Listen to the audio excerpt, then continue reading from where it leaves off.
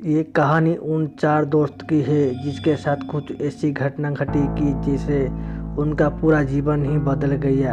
आइए जानते हैं कि ऐसा क्या हुआ। मुंबई शहर के रहने वाली प्रिया शर्मा अपने दोस्त के साथ रवि, साहिल और विजय के साथ शिमला जाने का प्लान बनाया। अब शिमला जाने के लिए बस में बैठे गया। कुछ ही देर में प्रिया सो गई। अचानक प्रिया की नींद खुल गई तो उसने देखा कि बस में कोई नहीं था। बस का ड्राइवर भी नहीं था। बस अपने आप ही चल रही थी। उनके सारे दोस्त भी नहीं थे।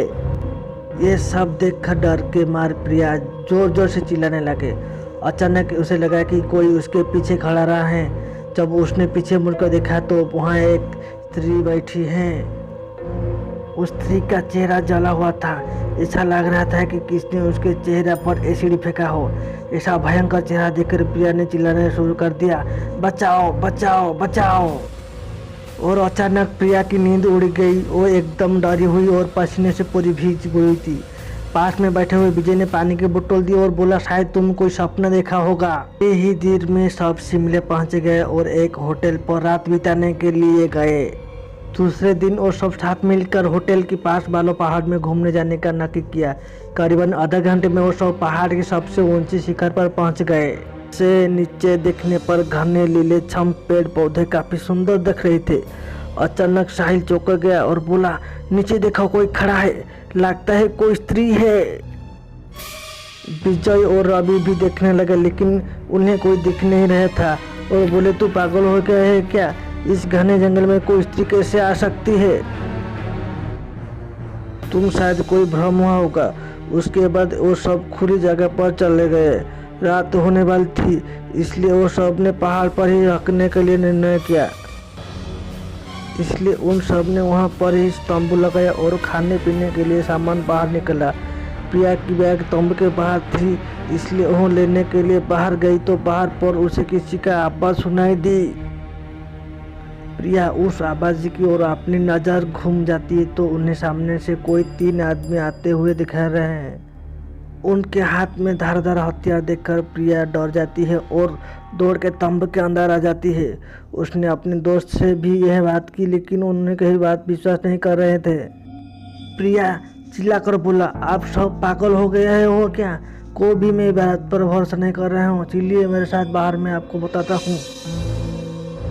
और सभी बाहर आके शिखर की टीच से नीचे देखे लगते हैं। उतने में ही उन सभी लोग लगता है कि कोई 3 लोग उसके ओर बढ़ रहे हैं। ये सब देखकर और सभी डर जाती है और तुरंत ही अपना अपना सामान समेटने लगते हैं और बड़े से पत्थर के पीछे जाके छुप जाती है।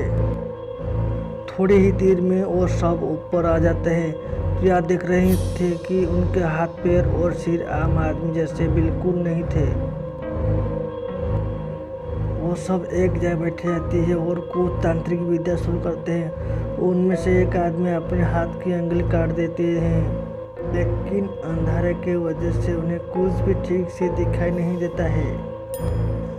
अचानक उन 4 ने देखा है कि एक औरत उन आदमी को बीच में आके लेट जाती है। कोई नहीं जानता है कि आखिर औरत वहाँ पे पहुँचे कैसे। प्रिया ने कहा, मुझे कुछ समझ नहीं आ रहा है, आखिर ये क्या हो रहा है? मुझे बहुत ही डर लग रहा है। एक के बाद एक वो 3 उस औरत को सूंघने लगे। वही अचानक उस औरत ने अपनी अंगुली उठाई और हमारा तरफ इशारा करने लगी। वो 3 उस औरत को छोड़कर हमारी ओर बढ़ने लगे। हम सब पहाड़ी से नीचे होटल की ओर दौड़ने लगे। हमारा आवाज़ सुनकर वो 3 हमारी ओर दौड़ने लगे। प्रिया और साहिल सबसे आगे थे और विजय रवि उनके पीछे दौड़ रहे थे। प्रिया और साहिल होटल तक पहुंच गए लेकिन रवि और विजय का कोई पता नहीं चला रहा था। हमने होटल वालों से उनके बारे में सभी बात की तो उन्हें लोगों ने कहा कि उस पहाड़ से कोई नहीं जाता है। वो पहाड़ सर्पित है। जो भी वहाँ जाता है वो कभी वापस नहीं आता है। आपकी किस्मत अच्छी थी कि आप अभी जिंदा है। लेकिन हमारा दोस्त रवि और विजय कभी भी वापस लौट के नहीं आए। हमने उन्हें ढूंढने का बहुत ही कोशिश की, पुलिस कंप्लेन की करवाई लेकिन कोई फर्क नहीं पड़ा। दोस्तों अगर आपको मेरी यही कहानी पसंद आई तो शेयर ज़रूर करना।